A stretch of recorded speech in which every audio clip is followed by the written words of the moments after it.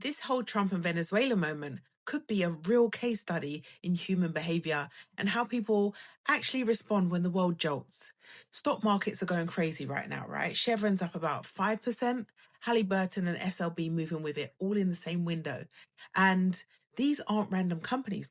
These are major US oil and oil field servicing companies. They make money drilling, servicing, building, and rebuilding energy systems when countries open up, shut down, or reset. Now, to be clear, right, this isn't the only thing that markets are reacting to, but it's clearly one of the signals being priced in. And what's interesting to me isn't even the rally itself.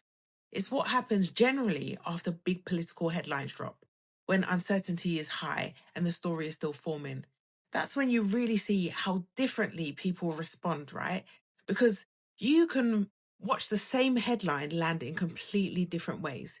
You see people come online to inform, explain, educate, and petition. You see people focus on the human impact and the moral side of it. You see people freeze and block it out because it all just feels too overwhelming. You also see opportunists using content to push half stories or exaggerations to shape sentiment and sometimes move markets.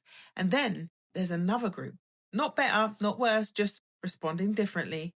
And these are the people who are like, we're never, ever, ever in our lives gonna waste a crisis. Some quietly shift into research mode, gathering information, mapping scenarios, asking what could change, what probably won't, and where the real constraints are. Others move straight into the stock market because markets do what markets always do, right? They move. Before clarity, they price future possibilities rather than today's emotions. Not because anyone knows what's coming next. There obviously has been no definitive response or ruling from the UN yet, so outcomes are still being debated. And that gap matters because different actors are operating on different timelines.